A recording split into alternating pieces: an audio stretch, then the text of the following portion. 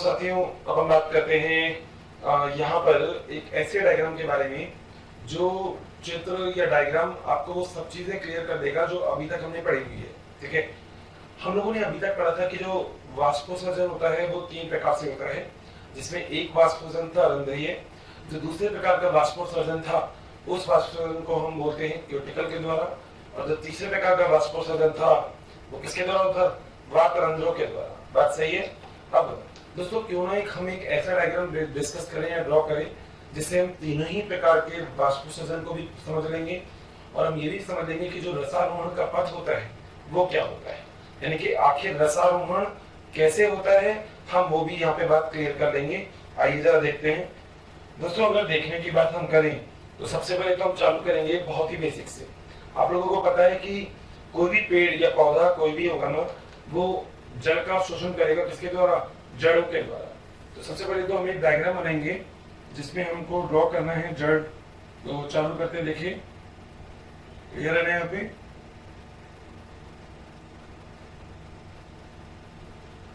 दोस्तों, जड़ के अंदर बाहरी बाहर उपस्थित होती है अधिचर्म। अधिचर्म के पीछे की तरफ एक और ऐसे कोशिका होती है, ऐसा स्तर होता है जिसे हम बोलते हैं वलकुट। ये एक स्तर और है जिसे हम क्या बोलते हैं, वलकुट।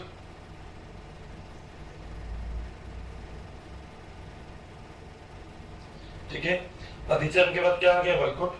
दोस्तों, वलकुट के बाद एक और कोशिका आती है यहाँ पे जो होती है अंतःस्ट्रम।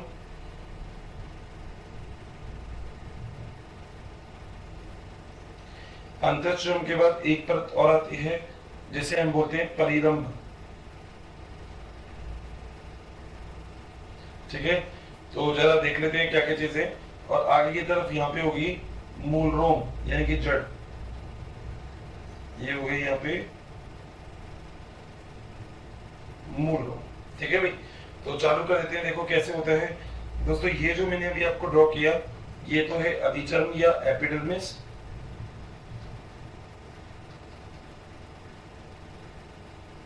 सही है। अधिचर्म के बाद जो दूसरा है ये, इसे हम बोलते हैं वलकुट, या वलकुट को बोला जाता है कॉर्टेक्स।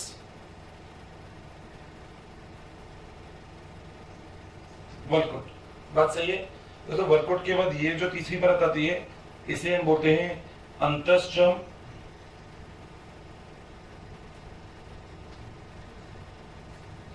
और इसके बाद ये जो चौथी परत है इसे हम बोलते हैं परिरंभ।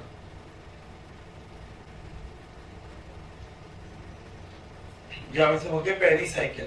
सही बात। अब देखो होता क्या है दोस्तों, जो जड़ होती है ना ये क्या करेगी, जल का अवशोषण करेगी। तो ये मैंने एक लेयर बना दिया कि ये एक लेयर प्रेजेंट है जो मृदा का स्तर दिखाती है। किसका स्तर दिखा रही है, मृदा स्तर। तो ये दिखा रहा है आपको मृदा स्तर। ठीक है, और यहाँ पे ये मृदा उपस्थित है। सही है ना भाई, दिक्कत तो नहीं है। ये मृदा बना दो सॉइल। ठीक है, अब देखो कितनी सारी बातें क्लियर हो गई। जैसे ही जो जड़ होगी वो अवशोषण करने का कार्य करेगी, किस चीज का, जल का। तो जल का अवशोषण करने पे वो सबसे पहले जल कहाँ पे आएगा, मूल रोम पे। कहाँ पे आएगा, मूल रोम। इसे हम क्या बोलते हैं, मूल रोम। तो सबसे पहले तो कहाँ पे आएगा ये, मूल रोम।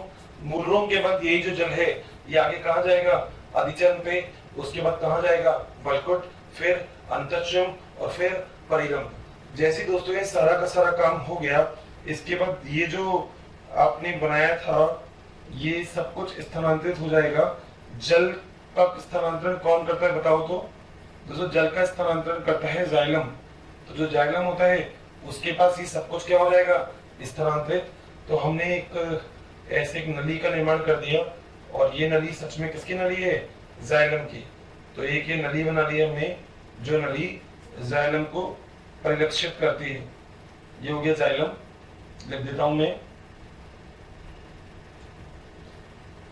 यानी कि यहाँ से स्थानांतरण किस चीज का होगा, जल का और खनिज लवणों का। दोस्तों, जाइलम के द्वारा जो स्थानांतरण होगा ना वो होगा क्या कि जो जाइलम है ये आगे जाके एक संरचना के अंदर जाके मिल जाती है जिस संरचना को हम लोग बोलते हैं मिडरिब, क्या कहते हैं, मिडरिब। तो ये एक संरचना है जिसे हम बोलते हैं मिडरिब, बात सही है।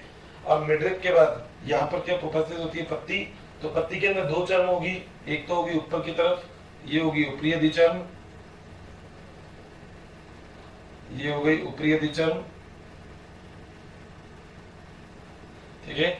और ये क्या हो गई पत्ती में निचली अधिचर्म। देखा आपने पत्ती में, तो पत्ती में दो चर्म होती है, एक ऊपरी और एक निचली अधिचर्म। ये बना दो ऐसे,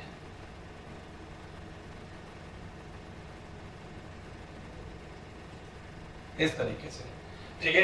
ये अब आपकी पत्तियां हैं, और पत्तियों में जो यहाँ की तरफ है कोशिका, इन कोशिकाओं को हम क्या बोलते हैं, इन्हें हम बोलते हैं मीजोफिल की कोशिका। किसकी कोशिका, मीजोफिल। दोस्तों ये बात याद रखना, ये आपसे पूछ लिया जा सकता है। अगर आपसे कभी भी कोई कहे कि पत्तियों में ऊपरी और निचली अधिचर्म के मध्य, ऊपरी और ये मान लो ऐसे, ऊपरी और निचली अधिचर्म के मध्य जो कोशिकाएं उपस्थित होती हैं वो कोशिकाएं कौन सी होती हैं, तो आपका एक आंसर होगा कि सर वो कोशिकाएं और कोई नहीं, वो कोशिका होती है मीजोफिल की कोशिका। कौन सी, मीजोफिल, ठीक है भाई बात। अब ये जो हमने लिखा है ये क्या है, ये है ऊपरी अधिचर्म, मेंशन कर देते हैं इसे, ऊपरी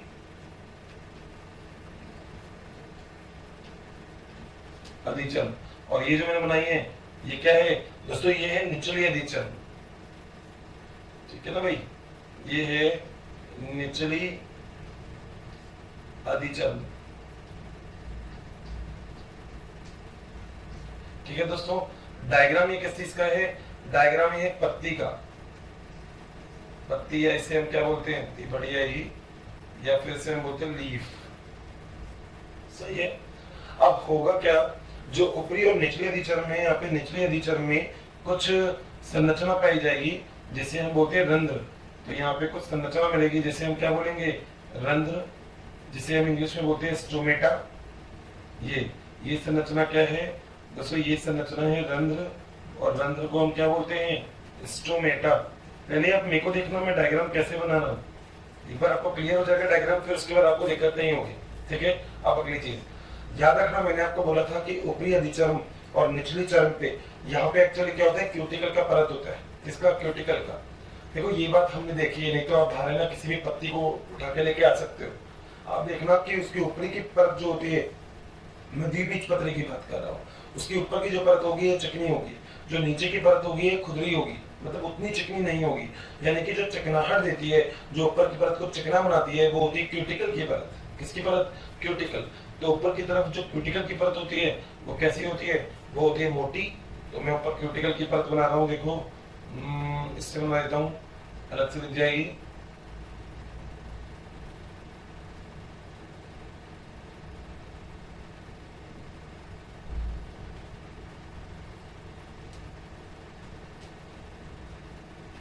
ठीक है भाई, ये ऊपर क्या है, क्यूटिकल की परत है, और ये मोटी क्यूटिकल की परत है। ये है क्यूटिकल, और क्यूटिकल किस तरीके से है, मोटा स्तर है, दिख रहा है। और नीचे की तरफ भी क्यूटिकल मिलती है, मगर ये पतला स्तर मिलता है क्यूटिकल का। देखो ये क्या है, ये है पतला स्तर, क्यूटिकल का है, याद रखना, सही है। तो आप देख सकते हो ऊपर से पत्तियां ज्यादा चिकनी होती है, नीचे से कम चिकनी होती है, उसका रीजन यही होता है, ठीक है। आगे चलते हैं दोस्तों, एक चीज और होती है जिससे हम बोलते हैं वातरंध्र। वातरंध्र जो होते हैं ना, वो तने के कुछ कोशिकाएं द्वितीय वृद्धि के कारण, द्वितीय वृद्धि क्या होती है, जो प्राथमिक के बाद होती है उसे हम क्या बोलते हैं, द्वितीय वृद्धि। भाई अगर आप रेस में दौड़ रहे हो और अकेले दौड़ रहे हो तो आप कभी भी सेकंड नहीं आओगे। सेकंड तब आओगे जब दो बंदे दौड़ रहे हैं या दो से ज्यादा दौड़ रहे हैं, मगर सेकंड कब आओगे, जब दो से ज्यादा बंदे दौड़ रहे हैं तो आप सेकंड आओगे। यहाँ पर भी दोस्तों आप एक डायग्राम में इसमें ड्रॉ कर सकते हो, क्या यहाँ पर आप लोग इस तरीके से एक और संरचना बना सकते हो, ऐसे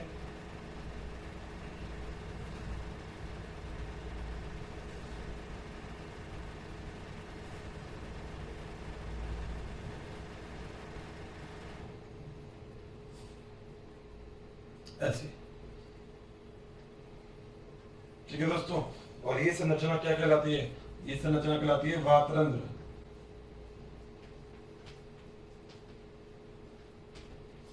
इसे हम इंग्लिश में बोलते हैं लेंटिसल।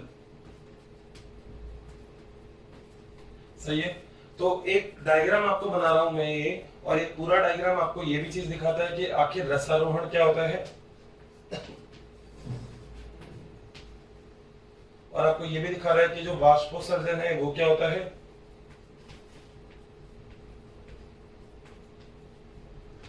और आपको ये वाष्पोत्सर्जन के क्या दिखा रहा है दोस्तों, ये दिखा रहा है आपको वाष्पोत्सर्जन के प्रकार, कि कितने प्रकार के वाष्पोत्सर्जन पाए जाते हैं। तो इस एक डायग्राम में आप ये तीनों चीजें बहुत ही अच्छे से समझ पाओगे। ठीक है भाई, चले आगे। अब देखो दोस्तों, अब जनरली आप लोग जानते हो कि जो जड़ है, ये जो जड़ है ये क्या करेगी, अवशोषण, और अवशोषण करने के लिए इस अभिक्रिया को हम बोलते हैं अंतःशोषण या इम्बाइबेशन। तो यहाँ पे जो जड़ अवशोषण करेगी, वो अवशोषण किसके द्वारा करेगी, अंतःशोषण, या इसे हम क्या बोलते हैं, इम्बाइबेशन।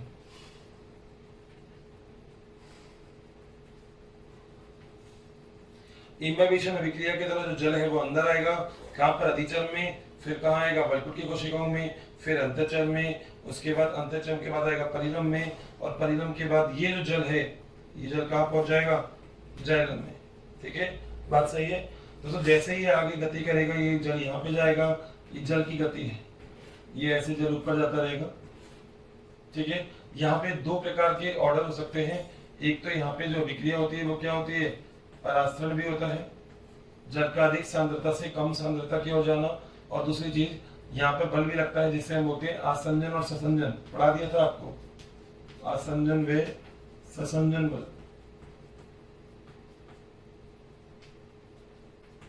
ठीक है, जल ऊपर गति करेगा, गति करेगा, गति करेगा, ये मिडरिप के द्वारा यहाँ से बाहर आएगा, ये बाहर आ रहा है, बाहर आ रहा है, और जो जल आपका यहाँ से बाहर आएगा दोस्तों, उस जल को बिंदु के रूप में प्राप्त करते हैं। तो इसे हम क्या बोलते हैं, इसे हम बोलते हैं बिंदु स्त्राव। पढ़ाया था आपको, याद करना, जल का बिंदु के रूप में बाहर आना। घास वगैरह के अंदर आपको जनरली देखने को मिलता है। तो जल का बिंदु के रूप में बाहर आना, ये तो क्या होता है, बिंदु स्त्राव। और बिंदु स्त्राव, और रंध्रों से जो जल वाष्प के रूप में बाहर निकल रहा है उसे हम क्या बोलेंगे, उसे हम बोलेंगे रंध्रीय वाष्पोत्सर्जन। तो यहाँ से दोस्तों ये जो बाहर निकलेगा इसे हम क्या बोलेंगे, इसे हम बोलेंगे रंध्रीय वाष्पोत्सर्जन। मैं आपको अलग अलग चौक इसलिए यूज में ले रहा हूँ कि दिक्कत नहीं हो। डायग्राम बहुत कॉम्प्लेक्स है मगर अपन इजीली बना सकते हैं उसको। ठीक है दोस्तों, क्यूटिकल के द्वारा भी वाष्पोत्सर्जन हो सकता है, यानी कि ये जो परत है यहाँ से भी वाष्पोत्सर्जन की अभिक्रिया हो सकती है। तो इसे हम बोलते हैं क्यूटिक्यूलर, क्यूटिक्यूलर वाष्पोत्सर्जन। और एक और जगह जहां से जल वाष्प के रूप में बाहर निकलता है वो क्या होता है, वातरंध्र। तो यहां से अगर कोई जल बाहर निकल रहा है वाष्प के रूप में तो इस अभिक्रिया को हम बोलेंगे वातरंध्रीय वाष्पोत्सर्जन।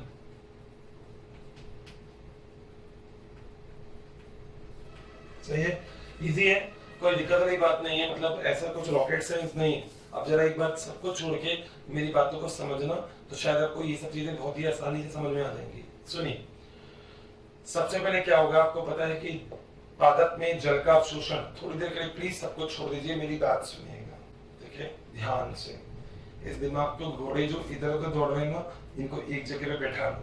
इनसे कहो भैया अब थोड़ी देर के लिए मत दौड़ो, अभी दौड़ेंगे अपन थोड़ी देर, बस सर की बात एक बार ध्यान से सुन लेना, जो पूरा डायग्राम हाथों हाथ ही याद हो जाएगा। ठीक है, बोलूं मैं, स्टार्ट करूं, बिल्कुल कमर कस लो, कस लिया, बहुत बढ़िया। सुनो दोस्तों, होगा क्या, सबसे पहले जो जल होगा वो अवशोषण होता है मृदा से। बात सही है। मृदा में मैंने आपको बोला था टिचाड़ और इचाड़, याद है आपको, मैंने आपको बताया था मृदा के अंदर जो टोटल अमाउंट होता है जल का उसे हम बोलते हैं हुलाड़। क्या बोलते हैं, हुलाड़। और हुलाड़ पूरा जल का अमाउंट होता है, उनमें से कुछ जल अवशोषित कर लिया जाता है और कुछ नहीं किया जाता। जो जल अवशोषित करा जाता है वो केशिकाओं के बीच में होता है, तो वो वाला जल आप आसानी से क्या कर लोगे, अवशोषित। बात सही है। अब आपने अवशोषण कर लिया जल, जल मूलरों के द्वारा अंदर चले गया, जाने के बाद कहाँ आया, अधिचर्म, फिर वल्कुट, फिर अंतःचर्म, फिर कहाँ आया, परिरम में। इसके बाद जल कहाँ आ गया, जाइलम के अंदर। बात सही है। तो ये जो संरचना आपको दिखाना कि ये क्या है, जाइलम। पूरे पेड़ पौधों में जाइलम की संरचना मिलती है नीचे से ऊपर तक, और जो जाइलम होता है वो ये काम करता है, जाइलम करता है जल का स्थानांतरण प्रकाश की विपरीत दिशा में, प्रकाश की दिशा में, सॉरी, प्रकाश ऊपर है तो जल भी ऊपर जाएगा, तो प्रकाश की दिशा में स्थानांतरण हो रहा है, ठीक है। मगर गुरुत्वाकर्षण की विपरीत दिशा में, क्योंकि गुरुत्वाकर्षण तो नीचे लग रहा है और जल नीचे से ऊपर जा रहा है, तो गुरुत्वाकर्षण की विपरीत दिशा में और प्रकाश की दिशा में जल का क्या हो रहा है, स्थानांतरण। जब जल आगे पहुंच जाएगा तो पहुंचने के बाद कहाँ पहुंचेगा, मिडरिम में। मिडरिम एक जगह होती है जहाँ पे जो जल है वो वाष्प के रूप में नहीं, क्योंकि जो रंध्र होते हैं वो रात्रि के समय जो रंध्र होते हैं वो नहीं खुलते हैं। ऐसी कंडीशन जब रात्रि में रंध्र नहीं खुलेंगे तो फिर पत्तियां फट जाएगी, क्योंकि जल तो आता ही रहेगा ऊपर। यहाँ पे बहुत सारे दाब लगते हैं, याद करना। मैंने आपको एक चीज दिखाई थी जिसे हम बोलते हैं मूल दाब। तो दोस्तों यहाँ पे वो वाला दाब भी लगता है जिसे हम क्या बोलते हैं, जिसे हम बोलते हैं मूल दाब, मगर वो कुछ ही दूरी तक लगता है बस। मूल दाब केवल कुछ ही दूरी तक लगता है, उससे ऊपर नहीं लगता। रूट प्रेशर याद आ रहा होगा आपको, पढ़ाया हुआ है मैंने, ठीक है। अब जब जल धीरे धीरे ऊपर गति करेगा तो गति करता जाएगा, और मिडरिप के द्वारा जब जो जगह होती है जिसे हम बोलते हैं हाइड्रोथोर या जलरंध्र, ये वाली जगह कहां से होता है, हाइड्रोथोर या जलरंध्र बोलते हैं इसको, ठीक है। लिख दो यहाँ पे, इसे हम क्या बोलते हैं, कहां से होता है ये होता है जलरंध्र से। जलरंध्र को इंग्लिश में बोलते हैं हाइड्रोथोर। अब यहाँ से जल क्या हो गया, बाहर आ गया। बाहर आने के बाद क्या हो गया, बिंदु स्त्राव हो गया। मगर जल यहाँ पे बूंद के रूप में बाहर आएगा, वाष्पोत्सर्जन नहीं होगा। वाष्पोत्सर्जन तो कई जगह से हो सकता है, मगर तीन चीज जो हम वाष्पोत्सर्जन के लिए मानते हैं वो हम मानते हैं, पहला रंध्र जहाँ पे सबसे अधिक वाष्पोत्सर्जन होता है, उसके बाद जिस जगह से होता है वो होता है क्यूटिकल, उसके बाद जिस जगह से प्लांट में या पादप में जल वाष्प के रूप में उड़ता है उसे हम बोलते हैं क्या, वातरंध्र। समझाऊंगा अभी वातरंध्र, सब आएगा टाइम पे, ठीक है। अब जल ऊपर चले गया, ऊपर जाने के बाद पत्ती में ऊपरी और निचले अधिचर्म पे जो बीच में कोशिकाएं होती है उन्हें हम क्या बोलते हैं, मीजोफिल, ठीक है। ये तो बस आपको याद रखना है। आपको डायग्राम भी बना दिया था मैंने पत्तियों का, ठीक है, आपने बनाया डायग्राम। अब दोस्तों ये क्या है, रंध्र। तो ये आपको नेकड़ आई से नहीं दिखेंगे, मगर आप अगर देखेंगे ना सूक्ष्मदर्शी की सहायता से तो आपको निचली अधिचर्म पे ज्यादा रंध्र दिखेंगे। मैं आपसे जो बोल रहा हूँ समझना, निचली अधिचर्म पे आपको रंध्रों की संख्या ज्यादा मिलेगी बजाय ऊपरी अधिचर्म के। और दोस्तों ऐसा क्यों, क्योंकि जो सूरज का प्रकाश है वो ऊपर से पड़ रहा है। अगर सूरज का प्रकाश यहाँ से पड़ता रहेगा तो ये परत तो ज्यादा गर्म हो जाएगी। ध्यान से सुनना मेरी बात, अगर सूरज का प्रकाश यहाँ से पड़ रहा है, ऐसे थोड़ी आएगा सूरज, नहीं ना, सूरज के ऊपर ही रहेगा। तो सूरज क्या करेगा, प्रकाश देगा, प्रकाश इस वाली परत में पड़ेगा तो ये परत गर्म हो जाएगी। गर्म होने की से हो सकता है यहाँ पे वाष्पोत्सर्जन की क्रिया ज्यादा हो जाए, इसलिए ऊपर वाली स्तर से वाष्पोत्सर्जन कम करने के लिए रंध्रों की संख्या कम या अनुपस्थित, और दूसरी चीज ऊपर क्यूटिकल का मोटा स्तर पाया जाता है। ये बात आपको याद रखनी है। अब क्यूटिकल मोटा क्यों है दोस्तों, मान लो जब बारिश होती है तो पानी ऊपर ऐसे गिर गया, अगर पानी ऐसे ही पड़ा रहेगा और ये परत चिकनी नहीं होगी तो पानी टिका रहेगा, पत्तियां गल जाएंगी। इसलिए पत्तियों से पानी को नीचे रिसाव कर देना, इसके लिए क्यूटिकल का ऊपर स्तर मोटा पाया जाता है, जिससे भी वाष्पोत्सर्जन की अभिक्रिया होती है, और इसको हम क्या बोलते हैं, क्यूटिक्युलर वाष्पोत्सर्जन, ठीक है। दूसरा, रंध्रों के द्वारा भी वाष्पोत्सर्जन होता है जिसे हम क्या बोलते हैं, रंध्रीय वाष्पोत्सर्जन। तो दोस्तों एक तो आपका ये था जिसे हम बोलते हैं रंध्रीय वाष्पोत्सर्जन, एक आपका ये था जिसे हम क्या बोलते हैं, क्यूटिक्युलर वाष्पोत्सर्जन, और दोस्तों एक आपका ये था जिसे हम क्या बोलते हैं, वातरंध्रीय वाष्पोत्सर्जन। तो मैंने अलग अलग तीन व्हाइट कलर से बता दिया आपको, तीन प्रकार के वाष्पोत्सर्जन हो गए, प्रकार हो गए। अगली चीज रसारोहण। दोस्तों एक पद होता है रसारोहण। रसारोहण का मतलब होता है वाष्पोत्सर्जन की अभिक्रिया के फलस्वरूप जल नीचे से ऊपर की तरफ जो मूव करता है ना, यही पूरी प्रक्रिया हम रसारोहण के अंदर डिस्कस करते हैं, ठीक है। अब अगली बात करते हैं वातरंध्र की। दोस्तों कई बार क्या होता है, पादप में वृद्धि होती रहती है, ऐसा द्विबीजपत्री पौधों में मिलता है, ठीक है। जैसे पीपल वगैरह देखना, तो इनके तने में क्या है, वृद्धि होती रहेगी, तना बड़ा होता रहेगा और बड़ा होता रहेगा और बड़ा होता रहेगा। तो क्या होता है, जो किनारे वाली जो त्वचा होती है अधिचर्म, वो क्या हो जाती है, फट जाती है। जब ये स्तर फट जाएगा तो यहाँ से भी कुछ जल वाष्प के रूप में बाहर निकलता है, जिसे हम क्या बोलते हैं, वातरंध्रीय वाष्पोत्सर्जन। तो वाष्पोत्सर्जन का मतलब वाष्प के रूप में उत्सर्जन करना, और क्यों जरूरी है वो आपको भी बताऊंगा, इसके प्रॉफिट बताऊंगा मैं वाष्पोत्सर्जन के, कि आखिर वाष्पोत्सर्जन के फायदे क्या होते हैं। तो होप ये जो पूरी चीजें हैं, एक डायग्राम है, ये अच्छे से क्लियर हो गया होगा। अगर कभी एग्जाम में क्वेश्चन आता है रसारोहण के ऊपर, तो हमको ये वाला डायग्राम बहुत अच्छे से दिमाग में रखना है। प्लस आपको ये डायग्राम ये बात और क्लियर करेगा कि वाष्पोत्सर्जन कहाँ से हो सकता है पादप के अंदर। बात सही है, ठीक है, नोट करिएगा प्लीज यहाँ तक। थैंक यू स्टूडेंट, हमें इतना प्यार देने के लिए। डेली काफ़ी संख्या में स्टूडेंट हमारे वीडियोस को देख रहे हैं और उसका लाभ उठा रहे हैं। बच्चों, आप सभी से मेरी ये रिक्वेस्ट है कि प्लीज़ नीचे दिए गए डिस्क्रिप्शन में दिए गए लिंक को प्रेस करिए और अपना एनरोलमेंट कराइए। बच्चों, इसके साथ ही जिन बच्चों को यहाँ पर डाउट सेशन की भी ज़रूरत है, साथ ही मटेरियल्स की भी ज़रूरत है, वो सभी हमारे प्रीमियम कोर्सेज़ को भी रजिस्ट्रेशन करवा सकते हैं।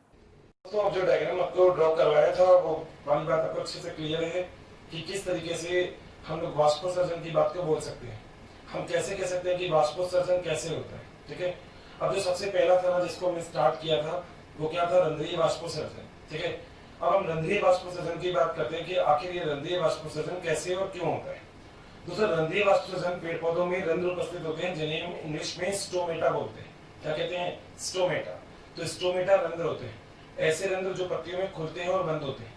यही स्टोमेटा होते हैं जो कहीं ना कहीं आप कह सकते हो कि पत्तियों में प्रकाश के द्वारा जो आप लोग कहते हो कि भोजन बनाने का कार्य होता है, वो बनाने का कार्य यही करते हैं। बात सही है। अब दोस्तों जरा आगे चलते हैं। अगर मैं आपसे इसी रंध्रीय वाष्पोत्सर्जन की बात करता हूँ तो रंध्रीय वाष्पोत्सर्जन में जो पहला पॉइंट है वो है रंध्र की संरचना, कि आखिर रंध्रों की संरचना कैसी होती है। दोस्तों, दो प्रकार के पेड़ पौधे आप देखते हो, जिसमें एक आप देखते हो एक बीजपत्री, एक बीजपत्री, और इस एक बीजपत्री को हम लोग इंग्लिश में क्या बोलते हैं, हम लोग इसे बोलते हैं मोनोकॉट। दोस्तों, मोनोकॉट वो होते हैं ऐसे बीज जिसके अंदर बीजपत्र की संख्या एक होती है, उसे हम क्या बोलते हैं, एक बीजपत्री। और दोस्तों एक होते हैं जिसे हम बोलते हैं द्विबीजपत्री, और द्विबीजपत्री जो होते हैं इसमें जो बीजपत्र होते हैं इनमें बीजपत्र की संख्या कितनी होती है, दो होती है। इंग्लिश में हम इसे क्या बोलते हैं, डाइकॉट।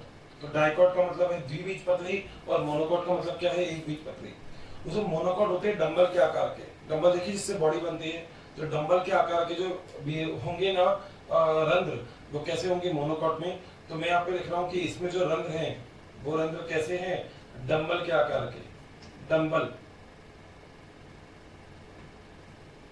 डंबल के आकार के, ठीक है। डंबल के आकार का मतलब है दोस्तों कुछ ऐसा कि इस तरीके से ये ऐसे होता है डंबल। देखा होगा आप सबने, जिम जाते हो चाहे नहीं जाते मगर डंबल तो जरूर देखे होंगे, ऐसे ही होता है कुछ डंबल। तो ऐसे ही ये डंबल के आकार की जो संरचना है ना, ये संरचना इस तरीके से मिलती है, और हम बोलते हैं कि ये जो स्टोमेटा है ये किसका है, एक बीजपत्री का। तो डंबल के आकार के इसमें इस तरीके से मिलते हैं, और साथ में सहायक कोशिका मिलती है। ये कुछ सहायक कोशिका है यहाँ पे चारों तरफ।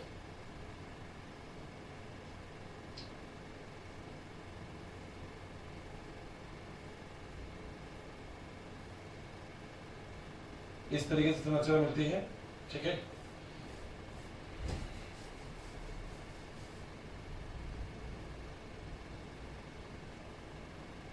इस प्रकार की संरचना मिलती है, ठीक है। तो ये वाला जो स्टोमेटा हमने बनाया है किसका है, ये रंध्र है एक बीजपत्री का।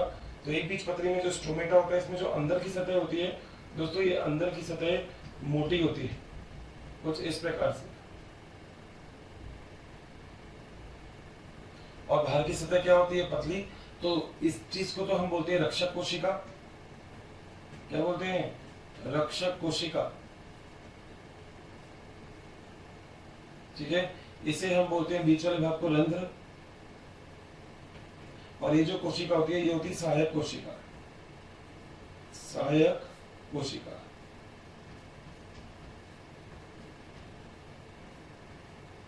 कोशिका, बस सही है। तो ये वाला अगर डायग्राम आपके सामने कभी भी बना हो तो आप बोल देना कि ये जो डायग्राम है ये है एक बीजपत्री का, जिसमें बीजपत्र की संख्या एक होगी। ऐसे में डंबल के आकार के क्या मिलेंगे, रंध्र, जिसमें जो अंदर का सिरा होगा वो तो मोटा होगा, ये अंदर की ओर से क्या होते हैं, मोटा होता है, और जो बाहर की ओर से जो झिल्ली होती है वो उसकी कैसी होती है, पतली होती है। दोनों बातें याद रहेगी हैं, कोई दिक्कत है यहाँ तक, कंफर्म। ये तो दोस्तों डायग्राम किसका है, एक बीजपत्री का, यानी कि ये डायग्राम है मोनोकॉट का। एक बीजपत्री में जैसे घास वगैरह होती है ना, तो घास वगैरह के अंदर जो घास होती है, घास, इसमें आपको यही मिलेगा, घास में, ठीक है, उदाहरण है इसका। मगर दोस्तों दूसरी जगह वहां पर ही अगर हम बात करें किसकी, द्विबीजपत्री की, तो द्विबीजपत्री में संरचना कैसी होती है वो भी देख लेते हैं। दोस्तों ये है द्विबीजपत्री,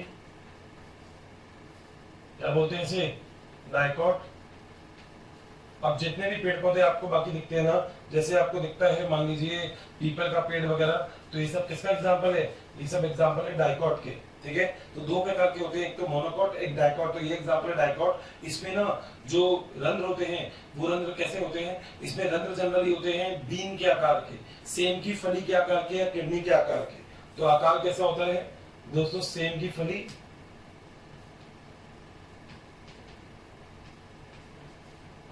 या फिर आप बोल सकते हो किडनी के आकार के, किडनी का आकार। इसके आपके किसमें मिलते हैं, द्विबीजपत्री में। डायग्राम अगर की डायग्राम की हम बात करें तो देखो डायग्राम में आपको ड्रॉ कर रहा हूं, कैसे होता है कुछ इस तरीके से आप ऐसे डायग्राम ड्रॉ कर सकते हैं, ठीक है, बन जाएगा, बन गया, जल्दी बना लेते हो मेरे से भी। इस तरीके का डायग्राम बना सकते हैं, ठीक है। और इस डायग्राम में जो साइड में है, ये साइड वाली कोशिका ये रही, ये वही है सहायक कोशिका,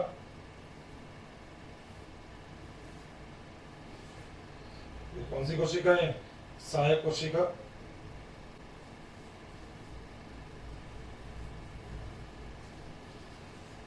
सहायक कोशिकाओं में क्या उपस्थित है, केंद्रक,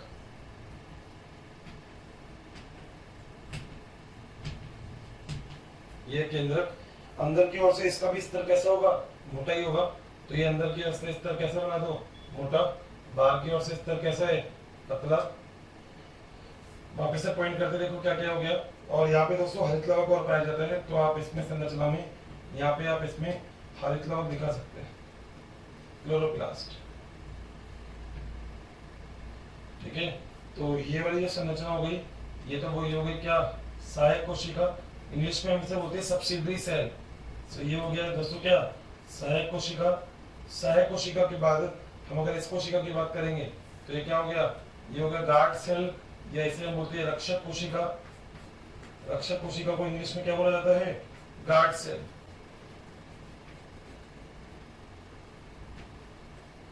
ठीक है, गार्ड सेल। ये आपको जो दिख रहा है ये क्या है, केंद्रक, केंद्रक। ये जो दिख रहा है ये क्या है, ये हरित लवक। दोस्तों ये एक कोशिका होती है जिसे हम क्या बोलते हैं, द्विबीजपत्री। द्विबीजपत्री में रंध्र कुछ इस प्रकार का। सो दोस्तों बात क्लियर है यहाँ तक। बात आपको समझ में आई कि जो एक बीजपत्री होते हैं इसमें तो डंबल के आकार के होते हैं, जबकि जो द्विबीजपत्री होते हैं इसमें कैसे होते हैं, इसमें बीन के आकार के होते हैं, मतलब बीन के शेप के होते हैं। दो बातें क्लियर है। तीसरी चीज दोस्तों हम लोग ये चीज कहते हैं कि एक बीजपत्री में जो रंध्र होते हैं उस रंध्रों में जो अंदर का सिरा होता है ये मोटा होता है, जबकि बाहर का सिरा होता है ये क्या होता है, पतला होता है। जबकि अगर मैं द्विबीजपत्री की बात करूं, देखो यहाँ पे द्विबीजपत्री की बात करूं तो अंदर का सिरा यहाँ पे भी मोटा है और बाहर की जो ये वाली परत है ये क्या होती है, पतली होती है, ठीक है। दोस्तों अगर देखा जाए तो हम ये कहते हैं कि रंध्रों की संख्या जितना भी क्षेत्रफल होता है ना, जितना भी पत्तियों का क्षेत्रफल होता है उसमें लगभग 1 से 2% रंध्रों की संख्या होती है, 1 से 2%। यानी कि अगर मान लो पत्तियों का जो क्षेत्रफल है वो क्षेत्रफल अगर 100 सेंटीमीटर है तो लगभग 1 से 2%, यानी कि लगभग 1 से 2 सेंटीमीटर का क्या उपलब्ध होंगे, रंध्र। रंध्रों की संख्या कम और ज्यादा कुछ भी हो सकती है। यानी कि अगर आप देखें तो आप ऐसा कह सकते हैं कि रंध्रों की संख्या लगभग 40-50 से लेकर और लगभग 1000 के आसपास तक रंध्रों की संख्या हो सकती है।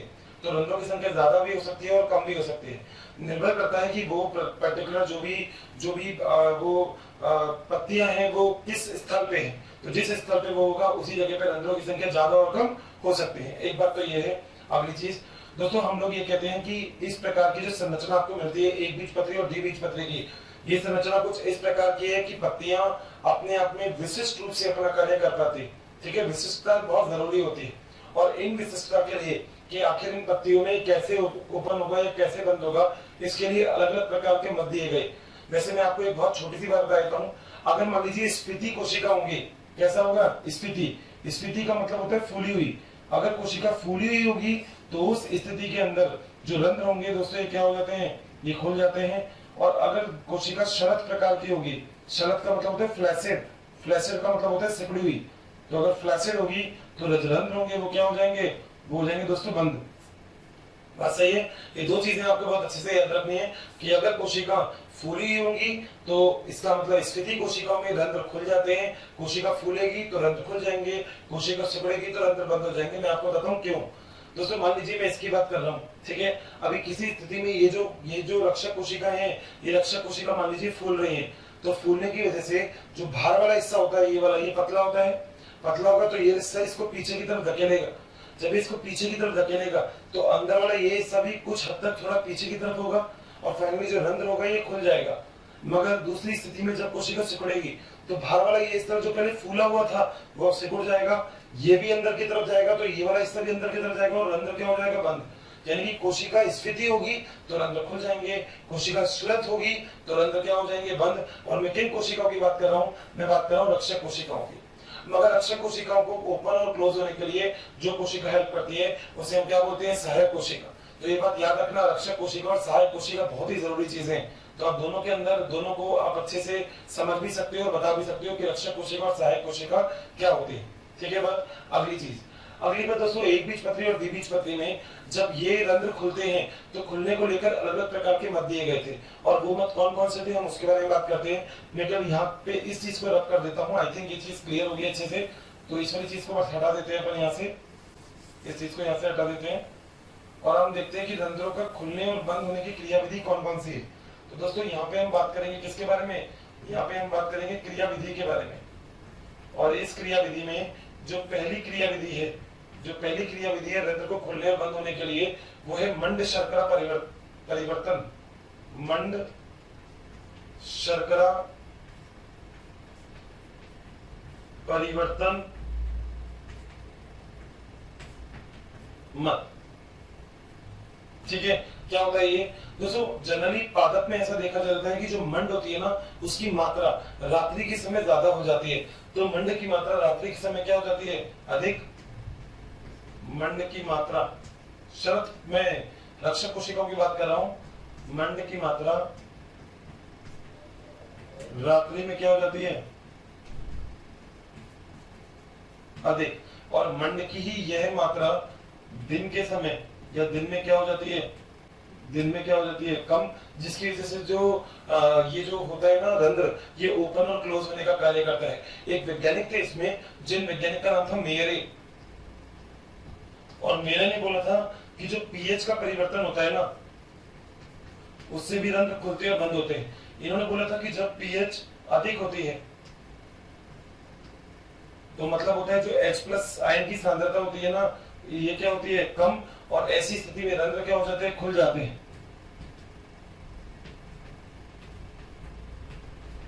हैं, मगर जब pH जो होती है वो क्या हो जाती है, कम हो जाती है, यानी कि H+ आयन की सांद्रता क्या हो जाती है, अधिक हो जाती है। तो दोस्तों जो रंध्र है ये क्या हो जाते हैं, बंद हो जाते हैं, ठीक है। एक और याद रखिएगा, एक और वैज्ञानिक थे जिनका नाम था स्टेवॉर्ड, और स्टेवॉर्ड ने जो पराश्रम दाब होता है, इस दाब के बारे में बताया था कि पराश्रम दाब सच में क्या होता है। तो जिस वैज्ञानिक ने इसको मत दिया था उसका नाम क्या था, स्टेवॉर्ड। तो जो चीजें आपको याद में रखनी है, जो चीजें जरूरी हैं, वो चीज क्या है वो मैं आपको बता देता हूँ। सबसे पहले तो हम बात करते हैं क्रियाविधि की। क्रियाविधि क्या चीज होती है आपको पता है। क्रियाविधि में जो पहला होता है वो होता है मंड शर्करा परिवर्तन मत। मंड शर्करा जो परिवर्तन मत होता है, ये क्या होता है, मंड की मात्रा रात्रि में क्या हो जाती है, अधिक, और मंड की मात्रा जो दिन होती है उसमें क्या हो जाती है, कम हो जाती है। मेरे एक वैज्ञानिक थे जिन्होंने बोला था जो पीएच होता है उसमें क्या होता है, परिवर्तन।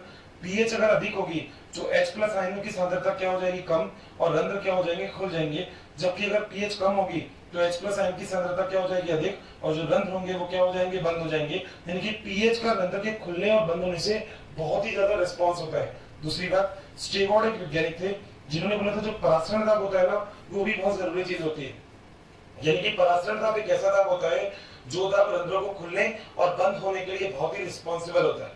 तो ये अलग अलग मत दिए गए थे जो हम क्रियाविधि के अंदर पढ़ते हैं, जिसमें पहला मत था जिसका नाम था मंड शर्करा परिवर्तन मत, ठीक है। अगला जो मत है वो है सक्रिय K+ स्थानांतरण मत। तो अब जो अगला वाला मत है ना, वो ज्यादा इंपॉर्टेंट है। ये वाले मत के बारे में तो आप ये सोच सकते हो कि इन्होंने केवल बताने की कोशिश की थी कि रंध्र कैसे खुलेंगे और कैसे बंद होंगे, ओवरऑल बस इतना ही कि रंध्र के खुलने और बंद होने की प्रक्रिया के बारे में इन्होंने केवल अपना अपना जो विचार है वो व्यक्त किया था, मगर उसके बाद की कहानी आगे अब हम पढ़ेंगे कि उसके बाद जनरली किस तरीके से प्रक्रिया बदलेगी। देखते हैं जरा आगे। तो साथियों, अब हम बात करते हैं, अभी मंड शर्करा के बारे में हमने पढ़ा था, अब हम बात करते हैं अपने दूसरे कॉन्सेप्ट के बारे में। और जो दूसरा कॉन्सेप्ट है वो दूसरा कॉन्सेप्ट हमसे क्या कहता है, दैट इज अ सक्रिय K+ स्थानांतरण मत। दोस्तों सक्रिय जो K+ स्थानांतरण मत होता है, ये मत थोड़ा सा अलग है। ये अलग मत क्यों है उसके बारे में भी हम बात करते हैं। दोस्तों ये मत अलग इसलिए है क्योंकि सबसे पहली बात तो कि ये बहुत ही वेल एक्सेप्टेड मॉडल है, एक ऐसा मत जिसको बहुत ज्यादा ख्याति मिली थी। दो वैज्ञानिक आए थे जिनमें एक वैज्ञानिक का नाम था फ्यूजिनो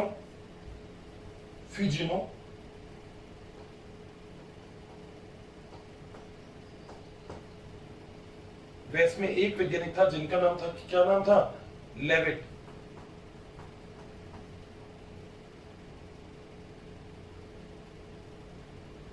दोस्तों दो वैज्ञानिक, जिसमें एक वैज्ञानिक का नाम क्या था, फ्यूजिनो, और एक वैज्ञानिक थे लेविट। इन्होंने अपने पूरे कॉन्सेप्ट में पता क्या बात बोली, इन्होंने बोला कि लाइट या प्रकाश बहुत ही जरूरी होता है पेड़ पौधों में रंध्र को खोलने के लिए। तो ओवरऑल बात किसकी जरूरी हो गई दोस्तों, इसमें जरूरी हो गया प्रकाश की आवश्यकता हो गई जरूरी। और जो प्रकाश की आवश्यकता है वो कैसे इस चीज को परिलक्षित किया, आइए अब जरा हम उसके बारे में बात करते हैं।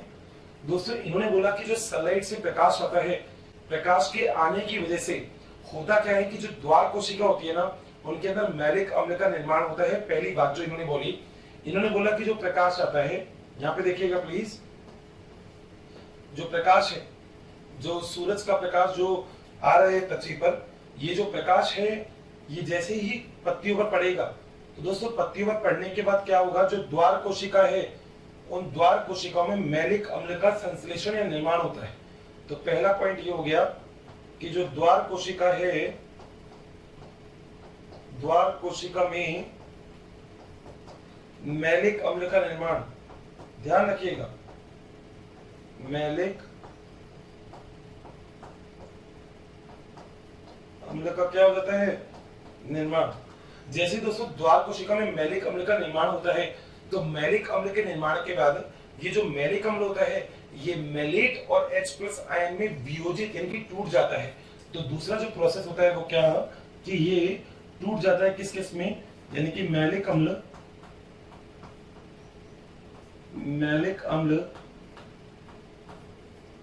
मैलेट व H+ आयन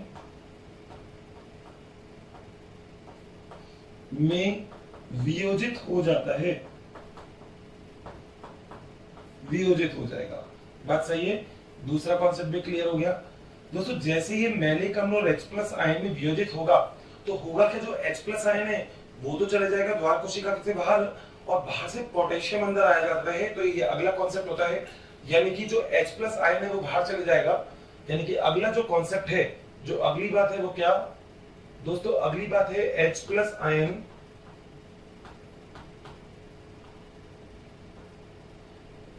कहां चले जाता है, बाहर। वो बाहर से कौन सा आयन आ जाता है, जो K+ आयन है,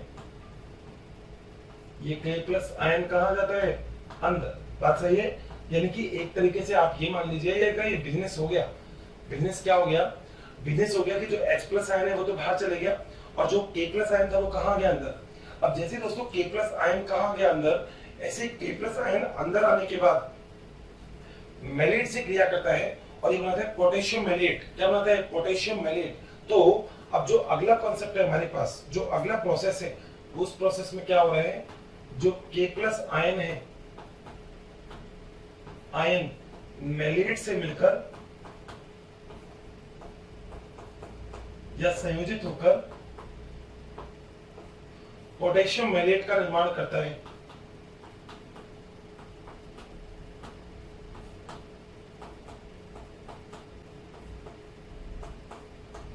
और दोस्तों ये जो पोटेशियम मैलेट होता है ना, ये कहां चले जाता है, रिक्तिका में, वे एवं यह रिक्तिका में संग्रहित हो जाता है। बच्चों काफ़ी संख्या में डेली हमें बहुत सारे कमेंट्स आ रहे हैं कि वी प्लीज़ इस टॉपिक पे वीडियो बनाएं, इस सब्जेक्ट पे वीडियो बनाएं। तो आप सभी से मेरी रिक्वेस्ट है कि प्लीज़ हमारे यूट्यूब चैनल को सब्सक्राइब करें और उसमें दिए गए बेल आइकन को प्रेस करें ताकि टाइम टू टाइम आपको नोटिफिकेशन मिलता रहे। बच्चों, हम ऐसा इसलिए कह रहे हैं कि बहुत सारे बच्चे उसी टॉपिक की रिक्वेस्ट करते हैं जो ऑलरेडी हमारे चैनल्स पे दिए हुए हैं। तो आप सभी से रिक्वेस्ट है कि आप सभी जो है उस चैनल पे जा कर के उन सारे वीडियोस का लाभ ज़रूर उठाएं। रिक्तिका में क्या हो जाता है? संग्रही। बताओ, बात क्लियर है? तो पूरे कॉन्सेप्ट में क्या हुआ? पूरे कॉन्सेप्ट में ये हुआ कि प्रकाश कहाँ पड़ा? द्वार कोशिकाओं में। द्वार कोशिकाओं में किसका निर्माण हो गया? द्वार कोशिकाओं में निर्माण हो गया मैलिक अम्ल का। अब ये जो मैलिक अम्ल है, इस मैलिक अम्ल को तोड़ देते हैं किस किस में? H+ आयन में और मैलेट में। अब मैलेट ने H+ आयन जो तोड़ा तो H+ आयन को बाहर भेज दिया और पोटेशियम आयन को कहाँ ले लिया? अंदर। पोटेशियम आयन किससे क्रिया करता है वहां पे? पोटेशियम मैलेट से। और एक पोटेशियम मैलेट का निर्माण करने के बाद आपने क्या कर दिया? उसको रिक्तिका में क्या कर दिया? संग्रह। अब दोस्तों बात क्या होगी आगे?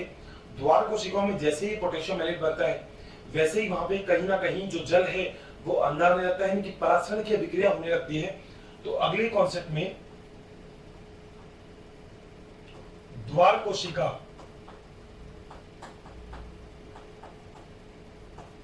में जल का परासरण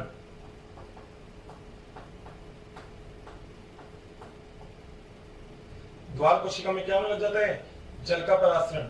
और दोस्तों जैसे ही द्वार कोशिका में जल का परासरण होगा और जल अंदर आएगा तो द्वार कोशिका स्फीत हो जाएगी। स्फीत का मतलब क्या हो जाएगी? फूल जाएगी। ये तो बात आपको पता ही है।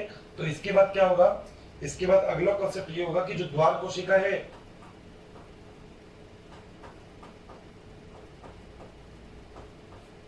स्फीत होकर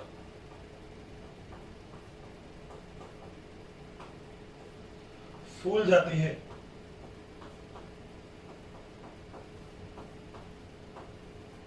स्फीत होकर द्वार कोशिका क्या हो जाएगी? फूल जाएगी। और दोस्तों फूलने के बाद क्या होगा? अभी भी हमने देखा था, फूलने के बाद रंध्र खुल जाएंगे। बिल्कुल सही बात है। और इसके बाद क्या होगा? इसके बाद दोस्तों जो रंध्र हैं ये क्या हो जाएंगे? खुल जाएंगे, ओपन हो जाएंगे रंध्र। ये एक दूसरा कॉन्सेप्ट है। जिस दूसरे कॉन्सेप्ट को हम क्लियर करते हैं, जिसके अंदर हम क्लियर करते हैं सक्रिय पोटेशियम आयन के द्वारा। यानी कि जो पोटेशियम आयन है आखिर वो किस तरीके से ओपन करने का काम करता है, हम उसकी बात करेंगे। सबसे पहले याद रखिएगा फुजीनो और लेविट, इन्होंने बताया था। एक्चुअली अगर ईयर्स की आप बात करें तो अलग अलग सन में बताया गया था इसको, मगर फिर भी हम दोनों वैज्ञानिकों का नाम लेते हैं, फुजीनो और लेविट का। मगर इसको बेसिक जो क्रेडिट देते हैं वो हम किसको देते हैं? लेविट को। तो हम इसको लेविट का एक विधि, एक पोटेशियम विधि भी बोल सकते हैं बहुत अच्छे से। अब होता क्या है, इसके अंदर सबसे पहले चीज किसकी आवश्यकता होती है? प्रकाश की। प्रकाश जैसे ही पत्तियों के ऊपर पड़ा वैसे प्रकाश के आने के बाद द्वार कोशिकाओं में मैलिक अम्ल बढ़ जाता है विभिन्न प्रकार की रासायनिक अभिक्रियाओं की वजह से। जैसे ही वहां पे मैलिक अम्ल बढ़ा, मैलिक अम्ल टूटने लग जाएगा, क्योंकि मैलिक अम्ल स्थायी नहीं होता। मैलिक अम्ल टूटेगा मैलेट में और H+ में। ठीक है। अब जो हाइड्रोजन आयन है, इस हाइड्रोजन आयन को तो बाहर फेंक दिया जाता है, मगर कोई चीज फेंकी जाएगी बदले में ली भी जाएगी।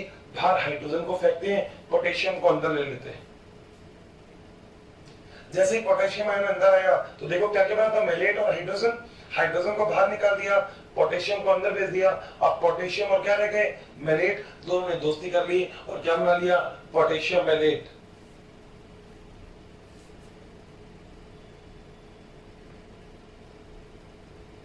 और जैसे ही पोटेशियम मैलेट का निर्माण हो गया, अब कहीं ना कहीं देखा जाए तो विलय की सांद्रता बढ़ रही है। तो आपको पता ही है होगा क्या?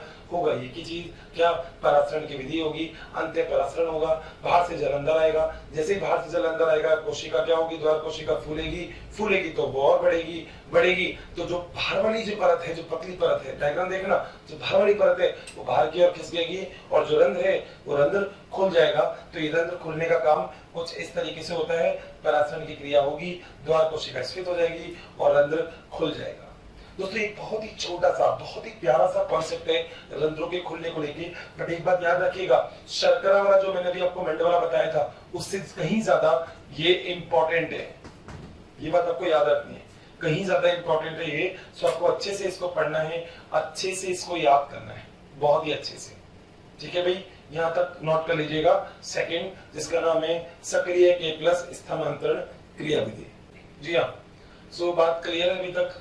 ठीक है, कैसे स्टोमेटा ओपन होंगे दोस्तों। अब पता है एक बात होती है कि अगर मैं आपसे पूछूं कि आखिर महत्व क्या होता है रंध्रों के खुलने का और बंद होने का, तो देखो मैं आपको एक चीज बता देता हूँ। अगर रंध्रों के खुलने और बंद होने के महत्व की अगर बात की जाए तो दोस्तों एक बहुत ही बढ़िया चीज होती है, वो ये कि अगर पेड़ पौधों को वाष्पोत्सर्जन की दर को कम करना है तो वो अपनी पत्तियों को गिरा सकते हैं, क्योंकि आपको पता है कि वाष्पोत्सर्जन सर्वाधिक किससे होता है? पत्तियों से। ठीक है, तो अगर पेड़ पौधों को वाष्पोत्सर्जन की दर को कम करना है, क्योंकि 90% वाष्पोत्सर्जन तो पत्तियों से ही होता है, तो वाष्पोत्सर्जन की दर को अगर कम करना है तो पहला तरीका तो ये है कि पत्तियों को गिरा दिया जाए। ठीक है दोस्तों, वाष्पोत्सर्जन को एक आवश्यक दुर्गुण बोला जाता है, एक एसेंशियल एविल। क्यों? ये एक ऐसा बिजनेस है जिसको करने के बाद लॉस हो रहा है। भाई इतना सारा जल अवशोषित कर रहे हैं और 99.9% जल को तो बाहर छोड़ देते हैं। जब इतना जल अवशोषित करने के बाद 99% जल को बाहर ऐसे ही छोड़ दिया तो ये तो ऐसा बिजनेस हो गया कि कमा के पैसे भी लाए और उड़ा दिया। तो इसलिए हम इसे बोलते हैं आवश्यक दुर्गुण। ठीक है, तो दो चीजें हैं, पहले हम बात करते हैं इसके महत्व की।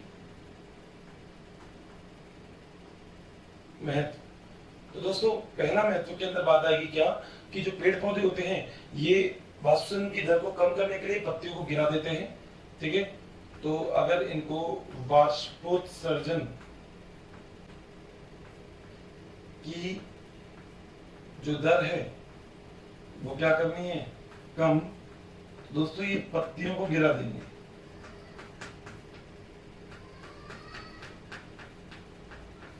पत्तियों को गिरा देंगे, जब वाष्पोत्सर्जन की दर को क्या करना है? इनको कम करना है। पहली बात तो ये आपको याद रहेगी। और दोस्तों तो दूसरा पॉइंट है वो इसके अंदर बहुत जरूरी है क्या कि हम इसको बोलते हैं आवश्यक दुर्गुण।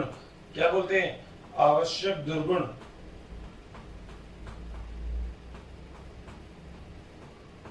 मैंने भी आपको बताया आवश्यक दुर्गुण क्या होता है।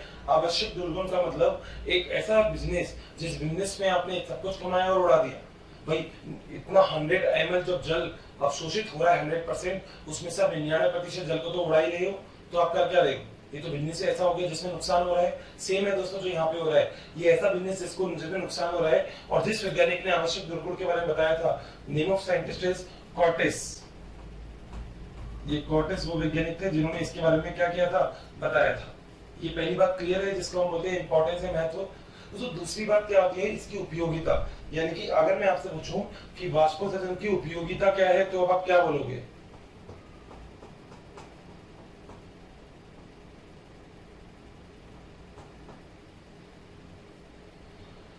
देखो उपयोगिता में पहला पॉइंट पता है, जितनी भी लाइट पत्तियों पे पड़ती है ना, ध्यान दीजिएगा मेरी बात का, जितनी भी लाइट पत्तियों पे पड़ती है उस लाइट में से लगभग 12% प्रकाश को तो परावर्तित कर दिया जाता है। लगभग 12% जो प्रकाश है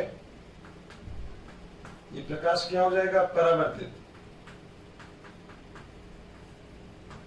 दोस्तों लगभग जो 83% प्रकाश है इसको क्या किया जाएगा?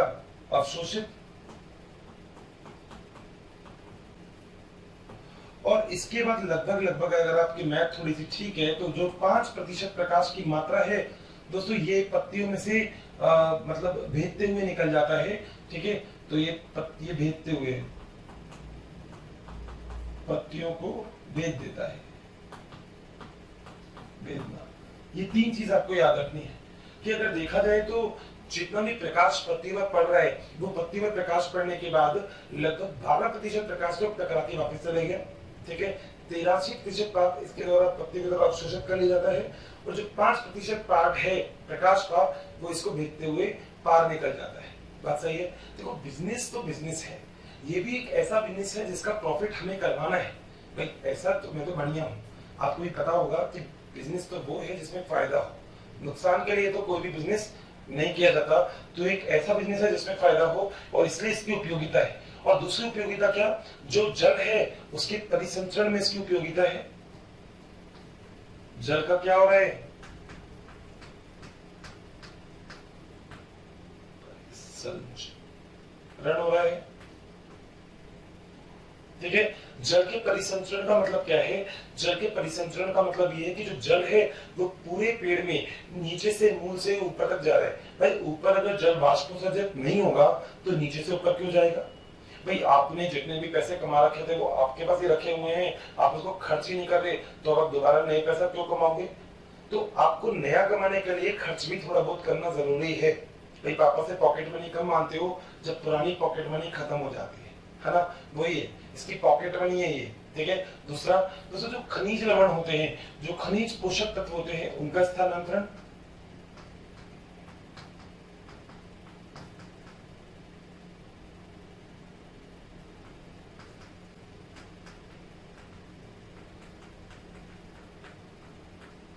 और तीसरी बात हमने यहाँ पे करी हुई थी, किसकी बात? तापमान या तापक्रम के बारे में, तापमान के बारे में बात कर रही थी हमने यहाँ पे, तापमान। तो ये तीन चीज होते हैं, क्योंकि खनिज पोषक तत्व होते हैं ना, गुरु पोषक और लघु पोषक जिसको हम बोलते हैं, वो खनिज पोषक तत्व भी जल के द्वारा ही एक जगह से दूसरी जगह पे जाने का कार्य करते हैं। तो ये दो चीजें हो गई, पहला तो हो गया महत्व और दूसरी क्या हो गई? उपयोगिता। और दोस्तों तीसरी चीज जो यहाँ पे जरूरी है वो क्या? वो ये है कि जो रंध्र होते हैं, रंध्र, उसके खुलने और बंद होने के, खुलने वे बंद होने के कारक। ऐसे कौन से कारक हैं जो रंध्र को खोलते भी हैं और रंध्र को बंद भी करते हैं? तो अब हम बात करेंगे ऐसे कारकों के बारे में। करें दोस्तों, सबसे पहले तो याद रखिएगा प्रकाश। दो प्रकार का प्रकाश ऐसा होता है जिसके अंदर रंध्र सबसे ज्यादा खुलते हैं, जिनमें एक तो होता है ब्लू और एक होता है रेड, ठीक है। तो रंध्रों के खुलने और बंद होने में जो पहली बात है, जो फर्स्ट पॉइंट है, वो फर्स्ट पॉइंट क्या है? वो फर्स्ट पॉइंट है दैट इज द प्रकाश और लाइट। हम क्या बोलते हैं? लाइट। और दोस्तों कौन कौन सी दो लाइट है? दो लाइट है जिसमें से एक लाइट जो होती है वो तो क्या है? ब्लू, ब्लू, और एक लाइट है उसमें हम क्या बोलते हैं? रेड। मगर याद रखिएगा ब्लू प्रकाश में यानी कि नीले प्रकाश में जो होता है वो प्रकाश संश्लेषण की दर या फिर प्रकाश संश्लेषण क्यों, वाष्पोत्सर्जन की दर क्या होती है? सर्वाधिक होती है। सही बात है। अगली जो चीज दोस्तों सेकंड नंबर की है उसका नाम है तापमान।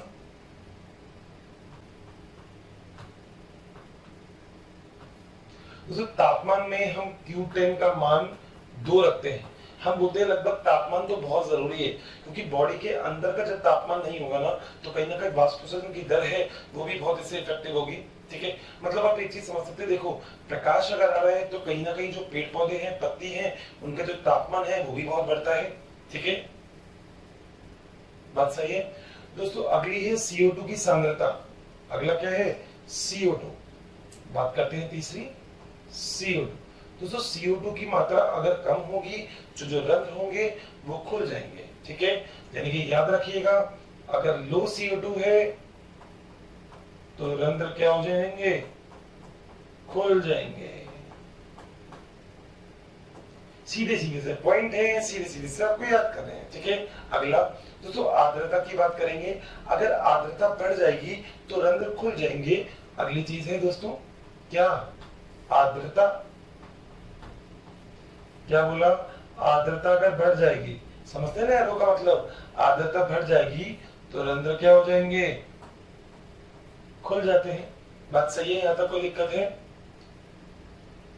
सही है। अगला दोस्तों नेक्स्ट पॉइंट आता है जिसका नाम है वृद्धि हार्मोन। कौन सा हार्मोन है? वृद्धि हार्मोन। आप पढ़ोगे अगले चैप्टर में दोस्तों दो प्रकार के वृद्धि हार्मोन, जिसमें एक का नाम तो है साइटोकाइनिन।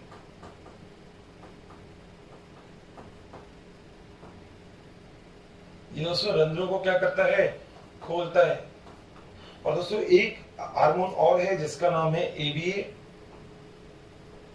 दोस्तों पूरा नाम है एब्सिसिक एसिड या एब्सिसिक अम्ल। और ये एब्सिसिक अम्ल जो होगा ये रंध्रों को क्या कर देगा? बंद कर देगा। बात लगभग यहाँ तक किसी को कोई भी समस्या है तो बता सकते हैं, नहीं है ना? देखो हमने क्या बोला अभी तक? वाष्पोत्सर्जन कैसे होता है? क्लियर है। पोटेशियम वाला पॉइंट इंपॉर्टेंट था वाष्पोसर्जन में, एग्जैक्टली वो वाला पॉइंट आपने याद किया था अच्छे से, ठीक है। अब हम पढ़ रहे हैं कि आखिर इसका महत्व क्या है। वाष्पोसर्जन का कोई महत्व तो होना चाहिए, मैं आपको पढ़ा रहा हूँ, इसका कोई महत्व, कोई इंपॉर्टेंस तो होना चाहिए।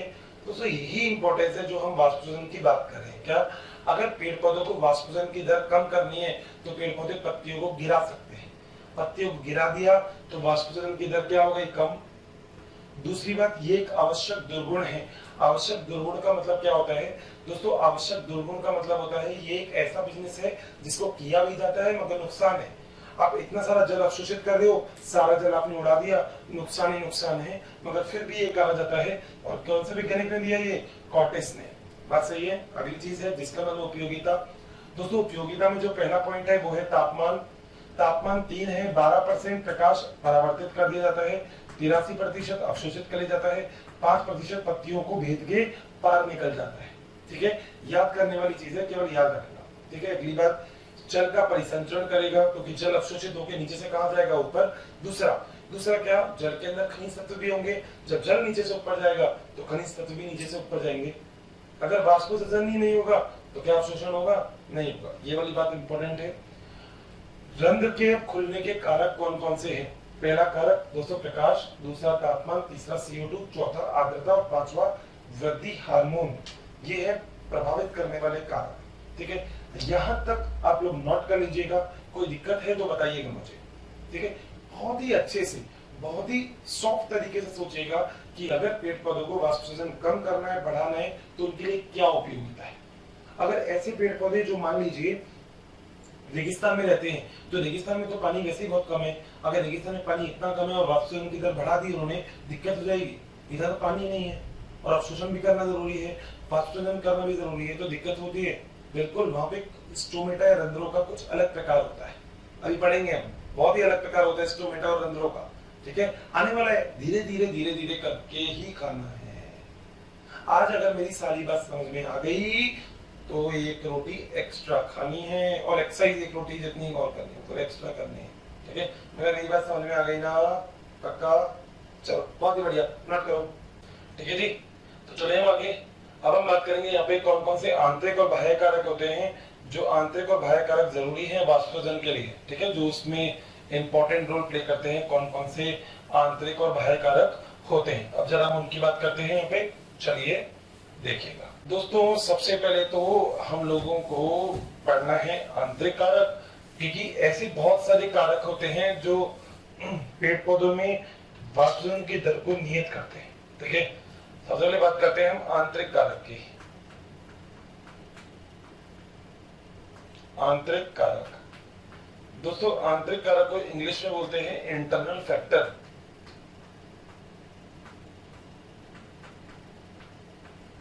दोस्तों इंटरनल फैक्टर में सबसे जरूरी चीज जो है वो क्या? वो है पत्ती की संरचना। जो पहला पॉइंट हो सकता है इसमें, वो पहला पॉइंट क्या है? दैट इज पत्तियों की संरचना। मैं पहले पॉइंट लिख देता हूं फिर आपको समझा दूंगा। संरचना। जो दूसरा पॉइंट हो सकता है वो हो सकता है जल की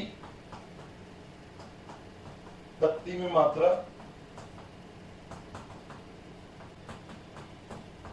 और जो तीसरा पॉइंट हो सकता है वो क्या? वो है रूट और शूट, यानी कि तना और जड़ का अनुपात।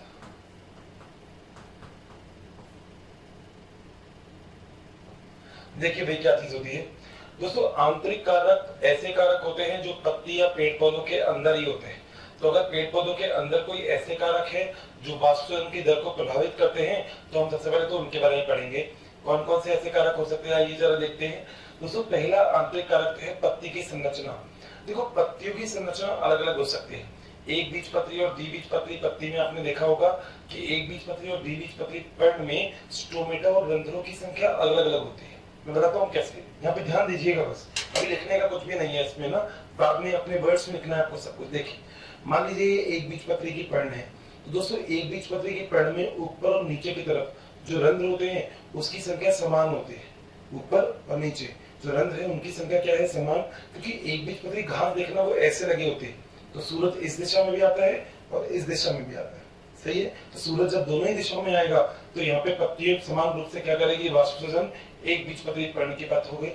मगर मेरे प्यारे साथियों, अगर बात होगी द्विबीजपत्री पर्ण की, तो आपको पता है नीचे की तरफ जो रंध्र हैं उनकी संख्या ज्यादा होगी, क्योंकि सूरज तो ऊपर से ऐसे आ रहा है, तो ऊपर रंध्र जो होंगे वो नहीं, नीचे रंध्रों की संख्या ज्यादा होगी, क्योंकि वाष्पोत्सर्जन की दर को तो नियत रखना है। बात सही है। दूसरी चीज, आपने कभी देखा है नागफनी को, आपने कभी देखा है कैक्टस को। बच्चों, अगर आपको हमारे वीडियोस पसंद आए हैं तो इसे लाइक शेयर करना ना भूलें, ताकि ये वीडियो सभी ज़रूरतमंद बच्चों तक पहुंच सके। बच्चों, आपके इतने अपार स्नेह के कारण हमारी पूरी मोशन टीम इतनी ज़्यादा मोटिवेटेड है और बेस्ट कंटेंट आपको उपलब्ध कराने के लिए हम सभी तत्पर हैं।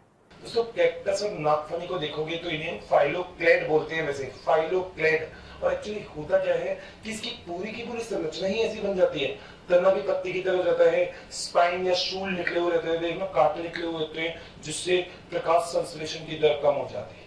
क्यों, कैसे हो जाती है, यहाँ पे देखिएगा, मान लीजिए पत्ती है और पत्ती के ऊपर ऐसे कांटे निकले हुए हैं, तो दोस्तों क्या होगा, जो नीचे की तरफ जो रंध्र होंगे, गड्ढे में होते हैं इसके रंध्र, तो रंध्र जब गड्ढों में होंगे तो यहाँ पर पूर्ण प्रकाश नहीं पहुंच पाएगा, तो इसके कारण जो प्रकाश संश्लेषण की दर है वो कम हो जाती है। और फिर दूसरा, कांटों से तो एक फायदा और है, क्या, ऐसे कोई भी जीव जंतु इन्हें खाता नहीं है, दूर भाग जाता है इनसे, कहता भैया ये तो चुप जाएगा, आप भी नहीं काटते, आप कहते नागफनी से तो दूर रहो भैया, चुप जाएगी। तो ये बहुत जरूरी चीज होती है तीनों फैक्टर में। पहला, जिसका नाम है पत्तियों की संरचना। दोस्तों, रंध्रों की बात अगर देखें तो देखो, रेगिस्तान में जितने भी पेड़ पौधे मिलते हैं ना, उन पेड़ पौधों को जो पानी होता है वो बहुत कम मिलता है, तो उन्हें वाष्पोत्सर्जन की दर को भी नियत करना पड़ेगा, क्योंकि इतना तो पानी है नहीं जितना वो उड़ा देंगे, तो इसलिए उनको पानी की दर को क्या करना पड़ेगा, नियत। और पानी की यही दर जिसको वो नियत करेंगे, उस नियत करने का क्रेडिट किसके पास है, पत्तियों की संरचना के पास। ठीक है, जैसे स्कोटोएक्टिवस सनकेन स्ट्रोमेटा, आपको पता होगा, जो रेगिस्तान में जो पादप पाए जाते हैं ना, जीरोफाइटिक जिन्हें हम बोलते हैं, मरुस्थलीय पादप, इनमें जो रंध्र होते हैं ये रात्रि के समय खुलते हैं, दिन में बंद होते हैं। ध्यान से सुनना, बोल रहा हूँ, सब कुछ छोड़ दो, आशीष सर की बात सुनो, बस आग लगा देंगे अपन। दोस्तों, बात ये है कि अगर आग तो लगेगी ना, गर्मी बहुत ज्यादा होगी रेगिस्तान में, तो रेगिस्तान में मान लो बहुत ज्यादा सूरज का प्रकाश आ रहा है, ठीक है, और पत्ती अगर दिन में स्ट्रोमेटा रंध्र को खोल के बैठ गई तो सारा जो पानी उड़ जाएगा, 1% बचता है वो भी नहीं बचेगा, वो भी निकल जाएगा। पेड़ पौधे बेचारे क्या करेंगे, बिना पानी के तो कोई भी कुछ भी नहीं होता, तो जल को तो बचाना है। जल है तो जीवन है, और जल है तो जीवन है, जल है तो तुम है और मैं हूँ, जल है तो पेड़ पौधे हैं। तो पेड़ पौधे पत्तियों की संरचना में क्या करते हैं, दिन में रंध्रों को बंद करते हैं, रात में खोल देते हैं, पहला काम। ठीक है, बात सही है। दूसरा काम, रंध्र गड्ढों में होते हैं, इसके क्या होते हैं, गड्ढों में, मैं बताऊंगा आपको क्या होते हैं ये, ठीक है, रंध्र कहाँ होते हैं, गड्ढों में होते हैं, ठीक है। दूसरी चीज, जल की पत्ती में मात्रा, तो मान लो अगर पत्तियों में जल ही कम है तो वो क्या उड़ाएगा, भाई जल पत्तियों में होना चाहिए, जिसके पास पैसा है वही तो उड़ाएगा, जिसके पास पैसा नहीं है वो कैसे उड़ाएगा। तुम्हारी जेब में अगर मान लो मतलब बैग में घर पे ऐसे पड़े होते पैसे, घर पे ऐसा है वो बैठे कहीं पे, वहीं से ही 2-3 लाख रुपए ऐसे कर गया तुम्हारे पास से, तो पैसा बहुत है तो तुम्हें टेंशन नहीं है। अगर पैसा अगर कम है तो टेंशन होगी, खर्च आसानी से नहीं होगा। वही चीज होती है जल की पत्ती में मात्रा। अगर पत्ती में ती, इसमें जो है ना ती, मेरी हिंदी जो है कोई बात नहीं, तुम समझते हो, पत्ती, ठीक है। तो जो पत्ती है, अगर मान लो पत्तियां ज्यादा हो, पत्तियों में जल ज्यादा होगा तो वाष्पोत्सर्जन ज्यादा होगा, ठीक है। तीसरी बात, तो सब पत्ती अगर है भी ना पेड़ पौधों में, तो मैंने बोला वाष्पोत्सर्जन की दर ज्यादा होगी, ये बात तो आपको पता ही है। तीसरा, रूट और शूट का अनुपात, यानी कि तने का, वो जड़ का और तने का अनुपात। मान लीजिए जड़ ज्यादा है तो अवशोषण की दर ज्यादा होगी, जब अवशोषण ज्यादा होगा तो कहीं ना कहीं शूट ज्यादा है तो इनमें पत्तियां भी ज्यादा होगी, भाई शाखाएं बहुत ज्यादा है तो पत्तियां भी ज्यादा होगी, शाखा ज्यादा पत्ती ज्यादा, पत्ती ज्यादा वाष्पोत्सर्जन की दर ज्यादा, जड़ ज्यादा अवशोषण ज्यादा, अवशोषण ज्यादा तो वाष्पोत्सर्जन की दर ज्यादा। बात सही है, यानी कि जड़ समानुपाती होता है वाष्पोत्सर्जन की दर के। अगर वाष्पोत्सर्जन की दर ज्यादा है मतलब जड़ ज्यादा है, वाष्पोत्सर्जन की दर कम है मतलब जड़ कम है। ये तो कौन से कारक हो गए, आंतरिक। दोस्तों, एक और कारक होते हैं जिन्हें हम बोलते हैं बाह्य कारक, एक्सटर्नल फैक्टर।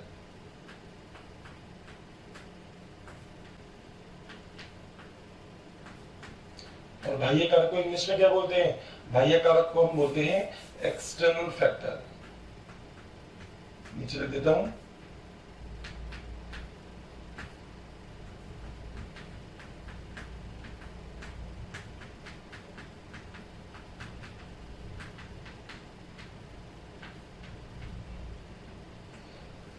एक्सटर्नल फैक्टर का मतलब ये तो बत्ती के अंदर की बात हो गई, घर के अंदर की बात, मगर घर के बाहर की बात भी देख ली जाए। घर के बाहर की बात में दोस्तों जो पहली चीज जो जरूरी है वो क्या, तो पहली चीज जो जरूरी है ना यहाँ पे वो तो है तापमान, यानी कि तापमान समानुपाती होते हैं वाष्पीकरण की दर के। ठीक है, तो जो पहला पॉइंट है, जो फर्स्ट पॉइंट है अब यहाँ पर, वो फर्स्ट पॉइंट क्या है दोस्तों, वो फर्स्ट पॉइंट है तापमान, यानी कि वाष्पोजन की दर। मैं टी आर लिख रहा हूँ, टी आर का मतलब ट्रांसपिरेशन, और ट्रांसपिरेशन का मतलब है वाष्पोजन की दर। याद रखना, ये मैं टी आर से किसको लिखा रहा हूँ, वाष्पोसर्जन को, अगली बार से कंफ्यूजन नहीं होगा। मैं आपसे कह रहा हूं तापमान बढ़ाओगे तो वाष्पोजन भी बढ़ेगा, तापमान घटाओगे तो वाष्पोजन भी घटेगा, यानी कि आपने तापमान को बढ़ाया तो वाष्पोजन भी बढ़ेगा, तापमान को घटाया तो वाष्पोजन भी घटेगा। ठीक है, दूसरी बात सेकंड दोस्तों वो पॉइंट है जिसको हम बोलते हैं आर्द्रता। आर्द्रता जो होता है वो क्या होता है, हम ऐसा कह सकते हैं कि जो वाष्पोसर्जन की दर होती है ना वो कुछ ऐसे होती है कि हम बोलते हैं वृत्त कम अनुपाती होती है, ऐसे कर दो, यानी कि अगर वाष्पोसर्जन की दर आप घटा रहे हो मतलब आर्द्रता बढ़ रही है, अगर आर्द्रता घटा रहे हो तो वाष्पोसर्जन की जो दर है वो बढ़ रही है। बात सही है। तीसरा दोस्तों मैंने आपको एक चीज और बताई थी कि ताप का एक अपना जरूर इंपॉर्टेंट रोल होता है, और जिसको हमने बोला था Q10 = 2। याद है ये? इसका मतलब पता है क्या है, इसका मतलब है कि हर 10 डिग्री सेंटीग्रेड तापमान को बढ़ाने पर, ध्यान से सुनना, हर 10 डिग्री सेंटीग्रेड तापमान को बढ़ाने पर वाष्पोसर्जन की दर 2 गुनी हो जाती है। हर 10 डिग्री सेंटीग्रेड बढ़ाने पर जो वाष्पोसर्जन की दर है वो कितनी हो जाएगी, 2 गुनी, यानी कि 2 गुना वाष्पोसर्जन की दर हो जाएगी हर 10 डिग्री सेंटीग्रेड तापमान बढ़ाने पर। अगली बात दोस्तों, अगली बात है प्राप्य जल। अब आप कहेंगे सर प्राप्य जल क्या है, दोस्तों प्राप्य जल का मतलब होता है कि जो जल है वो कितना प्राप्त हो रहा है, बाहर से तो प्राप्त होगा जल, जल अगर कम प्राप्त हो रहा है तो वाष्पोसर्जन की दर कम है, जल अगर ज्यादा प्राप्त हो रहा है तो वाष्पोसर्जन की दर ज्यादा है।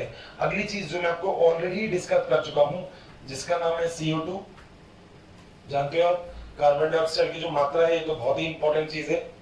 यहां तक कोई दिक्कत है तो बताइए, सही है। तो ये सब ऐसे पॉइंट हैं जिन पॉइंट्स को आपको अच्छे से याद करना है कि किस तरीके से क्या क्या होता है। चल सकते हैं आगे, ठीक है दोस्तों। ऐसे ही और भी बहुत सारे कारक हो सकते हैं, जैसे वायुमंडलीय दाब हो सकता है कि वायुमंडलीय दाब पे भी वाष्पोसर्जन की दर निर्भर करती है, ये सब चीजें। मगर मैं आपको एक बात बताऊं, कई बार ऐसे बहुत सारे तरीके होते हैं जिनसे वाष्पोसर्जन की दर को आप कम कर सकते हैं। जैसे अभी मैंने आपसे कहा कि आपको वाष्पोसर्जन की दर को घटानी है किसी पेड़ पौधों में, तो आप कुछ ऐसे पदार्थों को यूज में लोगे जिन्हें हम वाष्पोसर्जन अवरोधक पदार्थ बोलते हैं, एंटी ट्रांसपेरेंट, हम बोलते हैं वाष्पोत्सर्जन अवरोधक, और इन्हें हम इंग्लिश में क्या बोलते हैं, एंटी ट्रांसपेरेंट। दोस्तों एक एग्जांपल तो मैंने आपको इसमें बताया जिसका नाम क्या था, जिसका नाम था एब्सिसिक एसिड या ABA, क्या नाम था, लिखा था अभी अपने ABA मगर एब्सिसिक एसिड। तो दूसरा जो एस्पिरिन होता है, एस्पिरिन होता है, ये भी इसके अंदर एक एग्जांपल है। तीसरा अगर आप फिनाइल मर्क्यूरी एसीटेट की बात करते हो, किसकी, फिनाइल मर्क्यूरी एसीटेट,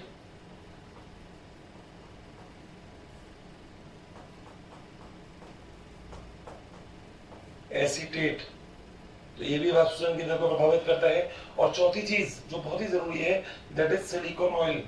तो अगर आप सिलिकॉन ऑयल की बात करो,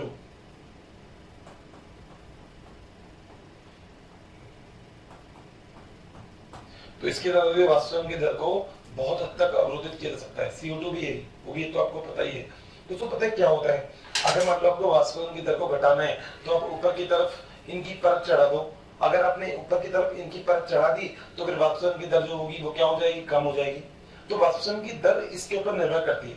अलग अलग पदार्थों की दर और वाष्पीकरण की दर अलग अलग हो सकती है। अगर आपको वाष्पीकरण की दर कम करनी है तो आप एब्सिसिक एसिड का उपयोग कर सकते हो, आप एस्पिरिन का उपयोग कर सकते हो, फिनाइल मेर्क्यूरी एसिटेट का उपयोग कर सकते हो, या फिर आप सिलिकॉन ऑयल की परत चढ़ा सकते हो।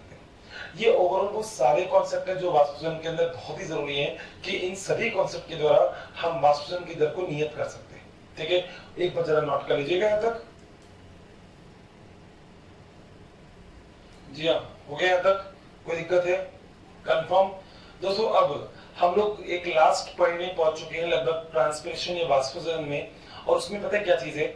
अगर मान लीजिए आपके पास कोई एक ऐसा उपकरण हो जिसकी सहायता से आप वाष्पीकरण की दर को नाप सके, ठीक है, तो आप उसको यूज में ले सकते हो। उसका नाम है पोटोमीटर। क्या है? पोटोमीटर। तो पोटोमीटर की सहायता से आप क्या नाप सकते हो? वाष्पोत्सर्जन की दर। पहला पॉइंट याद रहेगा। दूसरा दोस्तों एक वर्ड और है जिसका नाम है प्रोटोमीटर। PROT, याद रखना, PROT, प्रोटोमीटर। दोस्तों प्रोटोमीटर की सहायता से आप एग्जैक्टली पत्ती पे कितने रंध्र हैं, यानी कि रंध्र की जो मात्रा है उसको ज्ञात कर सकते हैं। ऐसे ही अगर मैं जड़ की बात करूं तो आप मैनोमीटर का उपयोग कर सकते हैं। अलग अलग उपकरण हैं जिसकी सहायता से आप अलग अलग तरीके से यूज कर सकते हो। ठीक है, अब देखो ओवरऑल जिस पूरे प्रोसेस को अभी तक हमने पढ़ा वो प्रोसेस क्या था? हमने पढ़ा कि वाष्पीकरण कैसे होता है।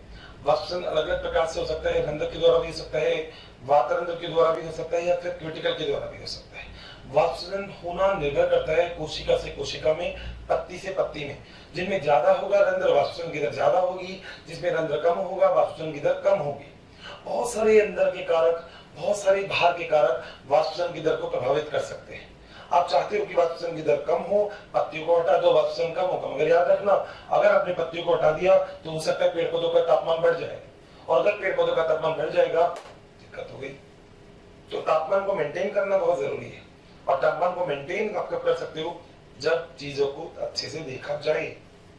तो ये सारा का सारा मेथोडोलॉजी, ये सारी की सारी टेक्निक हम वाष्पीकरण वाले जो चैप्टर है हम यहाँ पे डिस्कस कर रहे थे। ठीक है, इन सब चीजों का एक बहुत ही प्यारा सा नोट्स बनाना।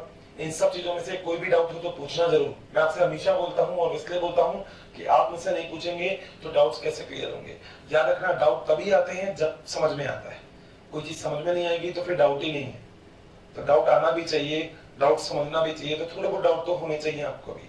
ठीक है, तो कुछ भी चीज ऐसी है जो आपको दिक्कत लग रही है, नहीं समझ में आया, वो मुझसे पूछना जरूर। ठीक है, जरूर से जरूर पूछना है आपको। Got it? तो यहाँ तक की बात, लगभग सारी वाष्पीकरण की बात अच्छे से क्लियर है। Okay, thank you so much, मिलते हैं, बाय। बच्चों अगर आपको मेरी वीडियोस पसंद आई है तो बाकी के कंटेंट के लिए इस नंबर पे कॉल करें 180021217999। Thank you.